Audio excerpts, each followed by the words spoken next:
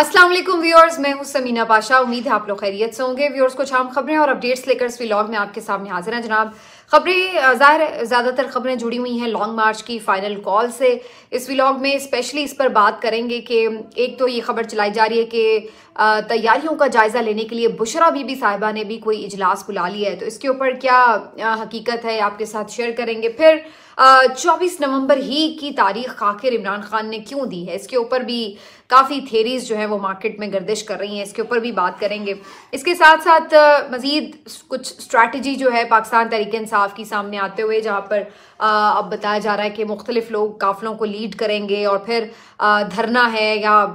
पूरा मुल्क ब्लॉक करना है, क्या इसके ऊपर स्ट्रैटेजी बनाई जा रही है, ये भी आपके साथ शेयर करेंगे। इमरान खान साहब की एक अहम पिटीशन पहुंच चुकी है सुप्रीम कोर्ट, इससे मुतालिक भी इंटरेस्टिंग सिचुएशन है, आपके साथ शेयर करेंगे। और फिर मैं तो ज़रूर बात करूंगी पंजाब के किसानों की भी, जो कि पहले ही बेचारे बहुत परेशान हैं, ख़ासतौर पर जो छोटा किसान है वो बहुत परेशान है। जो गंदम के मामले पर उसके साथ हुआ, जो गन्ने के मामले पर हुआ, आगे चावल की भी इसी तरह की सूरत हाल है। तो ये सारी चीज़ों के ऊपर जो है पहले ही वो परेशान था और उसके ऊपर मजीद उसके ऊपर टैक्स नाफिज कर दिया जाएगा, उसके ऊपर एक मंजूरी ले ली गई है पंजाब हुकूमत की तरफ से असेंबली के जरिए, तो इसके ऊपर भी बात करेंगे। तो आपसे रिक्वेस्ट है कि चैनल को सब्सक्राइब कर लें अगर अभी तक सब्सक्राइब नहीं किया।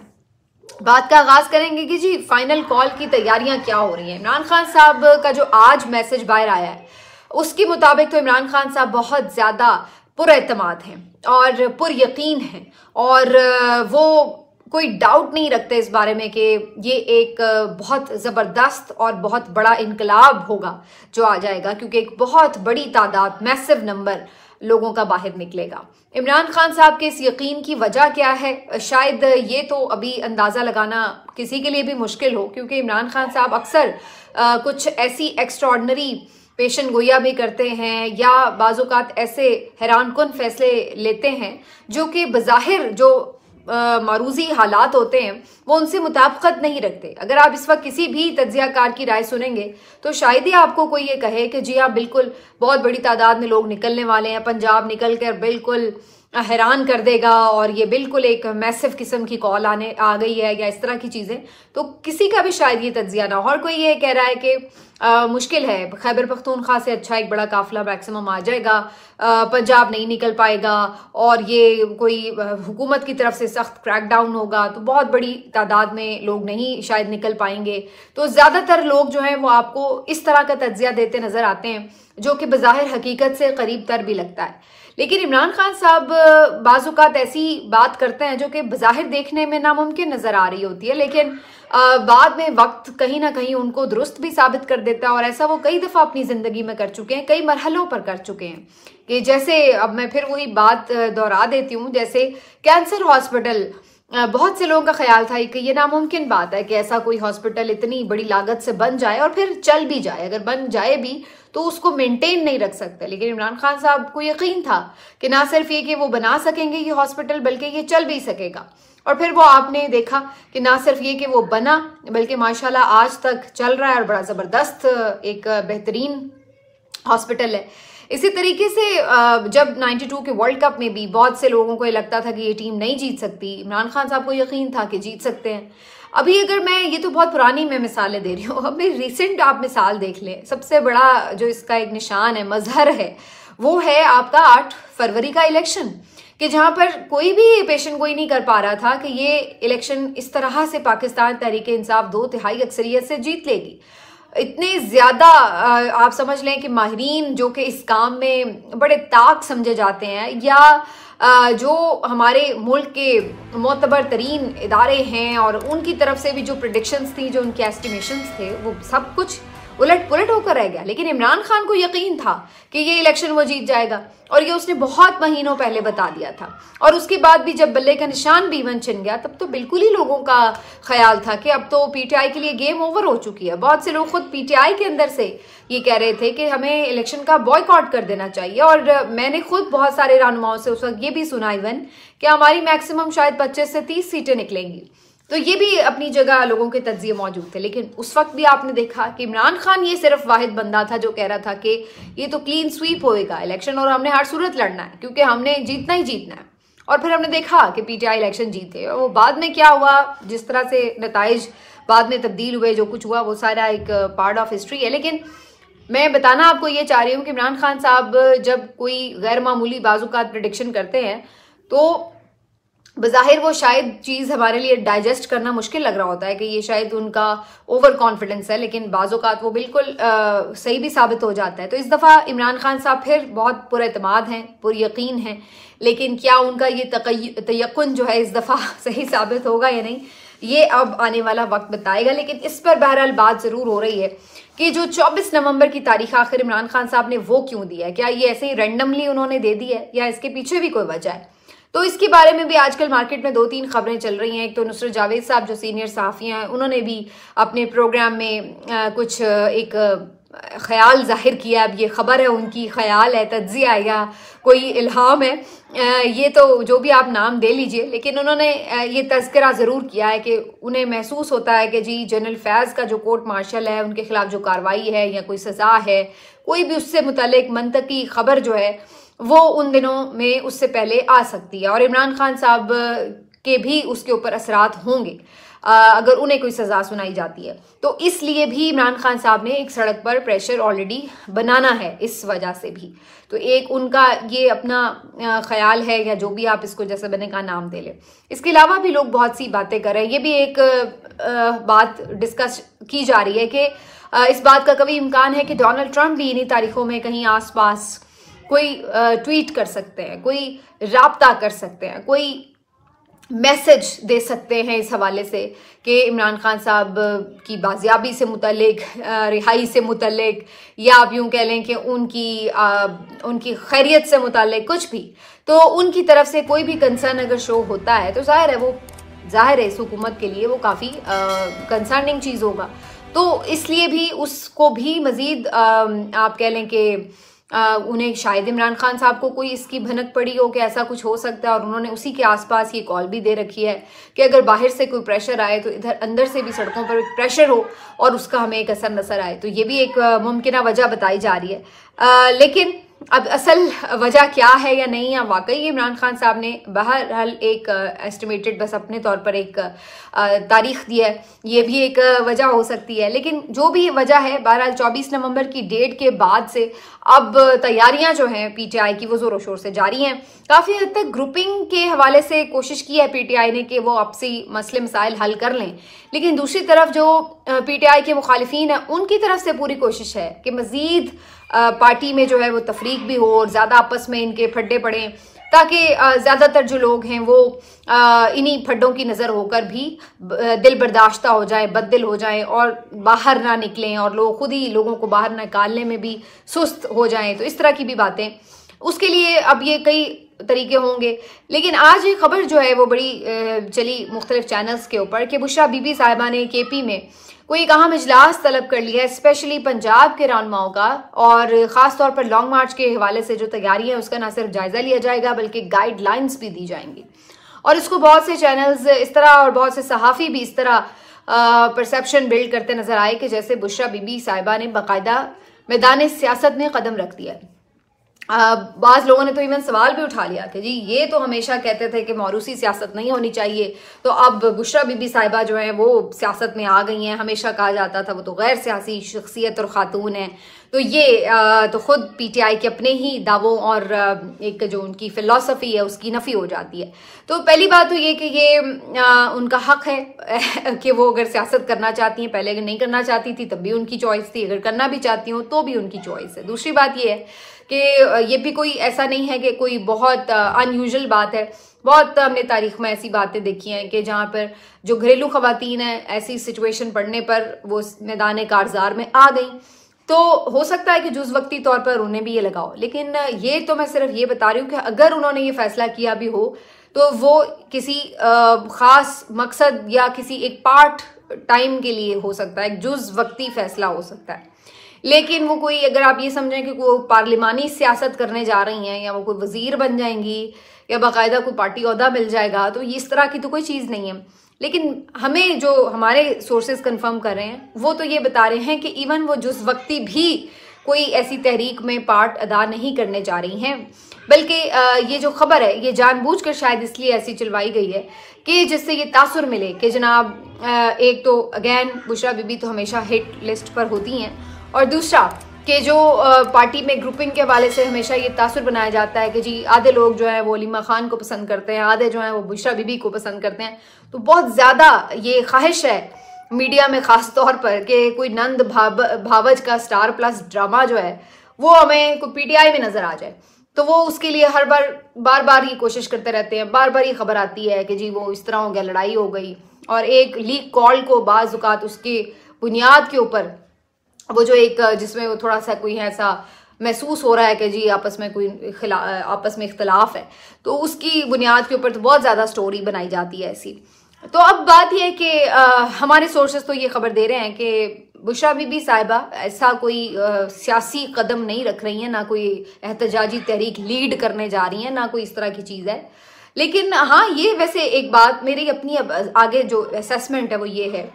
कि बीइंग अ वाइफ जाहिर है कि उन्हें ये ज़रूर एक कंसर्न तो होगा कि भाई इमरान खान उनके शौहर हैं, वो कैद में हैं, उनकी रिहाई के लिए उनकी पार्टी क्या क्या कर रही है। तो ऐसा तो नहीं है कि वो बस अब कमरे में बंद होकर बैठ गई हैं और अब वो किसी से मिलेंगी नहीं, किसी से पूछेंगी नहीं कि भाई क्या हो रहा है। तो मुझे नहीं मालूम है कि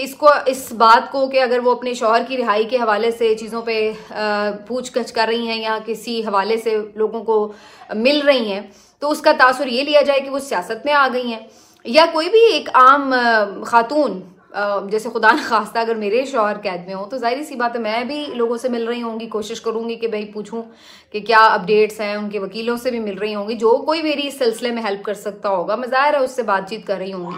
तो क्या ये सिर्फ इस हद तक है? उसका मतलब ये तो नहीं है कि मैं कोई सियासत में आ गई हूँ, लेकिन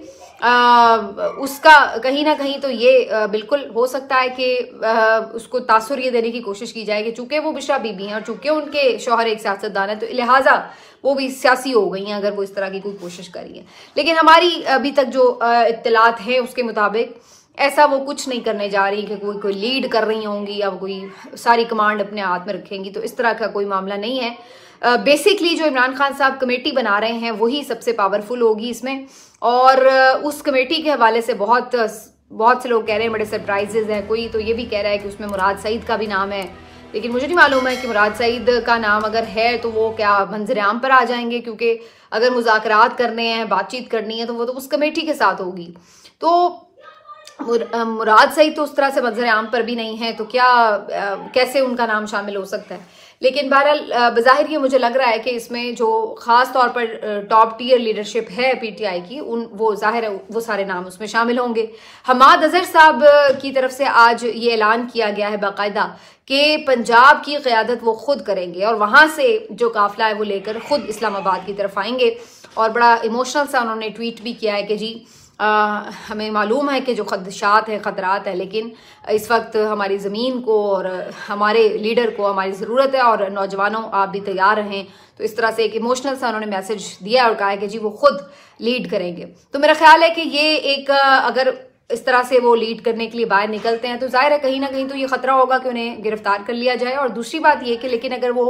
एक बड़े काफिले की सूरत में बाहर निकल आते हैं तो शायद गिरफ्तारी भी इतनी आसान नहीं होगी अगर बहुत से लोग उनके साथ होंगे।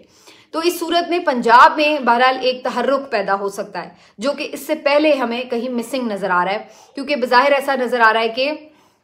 पंजाब जो है वो शायद अभी तक उस तरह मुतहरिक नहीं हो सका। कारकुनों की हद तक ज़रूर बेचारे आते हैं, मार वार भी खाते हैं, गिरफ्तार भी होते हैं, लेकिन उस तरह से आम आदमी जुड़ा नहीं है इस तहरीक से कि इस हद तक कि वो बाहर निकल आए। और बहुत से हमारे जो हिस्टोरियंस हैं वो इस बात को सेकंड करेंगे कि पंजाब से ज़रा कम ही लोग इस तरह पिछले कुछ कई सालों से, कई दहाइयों से उस तरह तहरीकों में आपको बाहर निकलते बड़ा मुश्किल ही नज़र आते हैं। तो कहने का मकसद ये है कि ये अगर हमाद अज़हर लीड करते हैं तो जाहिर है ये एक बड़ी कामयाबी होगी कि अगर पंजाब से वो बड़ा काफिला लेकर निकलते हैं। बज़ाहिर ये लग रहा है कि जहां ये लोग ये प्लानिंग कर रहे हैं कि एक काफिले की सूरत में लॉन्ग मार्च करते हुए इस्लामाबाद आएँ, तो वहीं इस बात की भी प्लानिंग है एक बी प्लान के तौर पर कि कहीं पे अगर रुकावटें आती हैं या वो शहर जो बहुत दूर दराज है वहाँ से आना मुश्किल है, मुमकिन नहीं है, तो ये भी एक प्लान बिल्कुल कहीं ना कहीं कंसिडरेशन में है कि मुख्तलिफ शहरों को वहीं वहीं पर बंद कर दिया जाए। और ये भी आप देख सकते हैं कि मुख्तलिफ मकामात पर वहीं पर एहतजाज मुख्तलिफ शहरों में शुरू हो जाएं, तो एक मुल्कगीर एहतजाज का जो है वो पूरा इमेज जाएगा कि जी पूरे मुल्क के मुख्तलिफ बड़े शहर जो हैं वो ब्लॉक हैं या रुके हुए हैं, तो इस तरह की कंडीशन। तो ये सारी चीज़ें जो हैं वो इसके साथ जुड़ी हुई हैं। बहरहाल जी ये सारी जो तैयारियां हैं ये चल रही हैं स्टिल। जो एहतजाज के हवाले से एक अहम फैसला आज हुआ है जी, इमरान खान साहब के फोकल पर्सन थे इंतज़ार पंजोता साहब, और जो उनके साथ हुआ वो आप सब जानते हैं। उसके बाद आज अली एजाज भुट्टर जिन्होंने अब्दुल हलीम खान साहब को फॉर्म 45 के मुताबिक शिकस्त दे रखी है, तो अली एजाज भुट्टर साहब जो है उनको, जो वकील भी है इमरान खान साहब की यानी लीगल टीम है, उनको आज फोकल पर्सन जो है वो नामजद कर दिया गया। इसके अलावा आज इमरान खान साहब की तरफ से एक अहम पिटिशन सुप्रीम कोर्ट में फाइल की गई है, जिसके मुताबिक इमरान खान साहब ने इस्तदा की है कि जो सुप्रीम कोर्ट के 3 सीनियर मोस्ट जजेस हैं उनके अंडर एक जुडिशल इंक्वायरी की जाए या कमीशन बनाया जाए जो पीटीआई के साथ इंसानी हुकूक की खिलाफ वर्जियां हुई हैं उनसे मुतालिक चीज़ों को इन्वेस्टिगेट भी करे और उसके ऊपर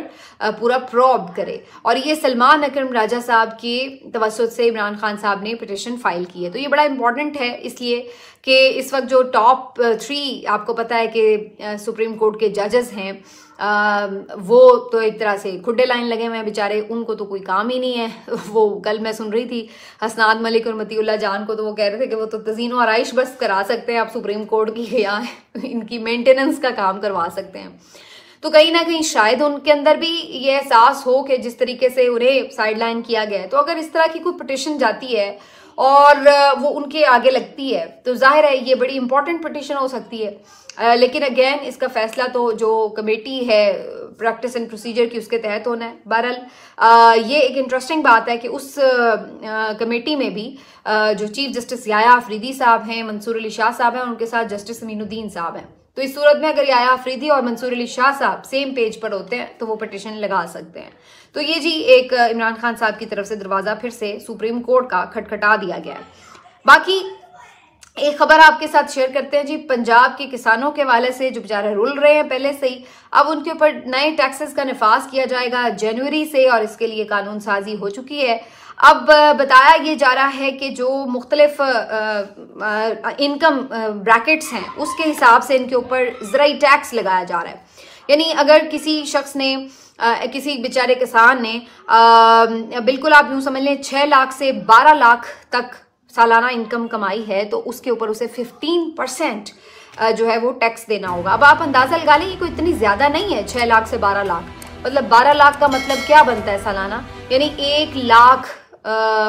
हर महीना। अगर मैं मैक्सिमम भी बात कर रही हूँ 1 लाख पर मंथ का मतलब ये कि उसमें से अगर 15% वो टैक्स दे देगा यानी कि वो 85,000 रुपया सिर्फ उसके हाथ में रहेगा, 15% वो जो है वो टैक्स दे देगा। तो छोटा किसान तो आपने बेचारा गले से पकड़ लिया है। इसी तरह इन्होंने जो अगली ब्रैकेट बनाई है वो 12 से 16 लाख की है जहाँ पर 20% इन्होंने टैक्स का निफाज किया है। इसी तरीके से अगली जो इन्होंने ब्रैकेट बनाई है वो 16 से 22 लाख है, 16 से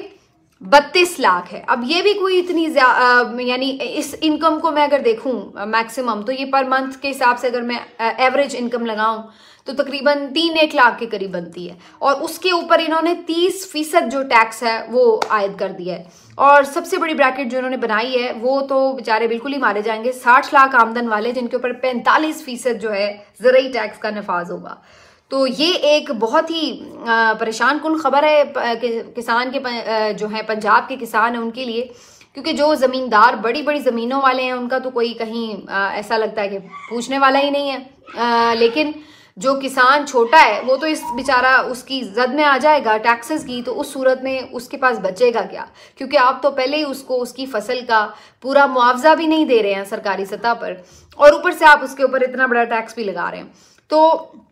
हम हमेशा इस बात के हामी हैं कि ज़राई इस्लाहात होनी चाहिए, हम हमेशा इस बात के भी हामी हैं कि ज़राई ज़मीन पर टैक्स भी होना चाहिए, लेकिन इसके साथ साथ ये भी इंश्योर करना है कि फिर वही बात है बड़े बड़े मगरमच्छ बच जाते हैं और छोटा बंदा जो है वो कब्जे में आ जाता है और यही सूरत हाल यहाँ पे भी नजर आ रही है। अब पीटीआई ने तो खैर इसकी मुखालफत की है पंजाब असेंबली में, लेकिन आपको पता है कि वहां पर तो खैर चूंकि PMLN की मेजॉरिटी है तो उन्होंने ये बिल पास कर लिया है। अब अगेन यही चीज है कि जो PTI ये बात करती है कि वो तमाम तबकात जिनको लगता है कि उनको कहीं ना कहीं नुकसान पहुंचाया गया, उनको जिस तरीके से दीवार से लगाया गया, माशी इस्तेहसाल किया गया, तो वो अपने लिए आवाज़ उठाएं और तहरीक का हिस्सा बने। तो इसी तरह जो अपोजिशन जमातें हैं वो फिर जो मुख्तलिफ तबकात हैं उनको अपने साथ मिलाने में कामयाब होती हैं। क्या PTI लोगों को इस तरह अपने साथ मोबिलाइज कर पाएगी, एक अलग सवाल है। लेकिन कहने का मकसद ये है कि ये जो पंजाब वाले हैं बेचारे, इनके साथ किसानों के साथ जो मरियम नवाज की इस हुकूमत ने किया है, इतना मेरा ख्याल है कि इस्तेहसाल, माशी इस्तेहसाल शायद ही किसी और हुकूमत में कभी हुआ हो जो इस पंजाब हुकूमत के थ्रू हुआ है। ये बहुत ही अफसोसनाक सूरत हाल है। लेकिन बहरहाल ये अभी तक की खबरें हैं, बाकी इंशाल्लाह अगले व्लॉग में आपसे मज़ीद डिस्कस करेंगे। अपना ख्याल रखिए, अल्लाह हाफ़िज़।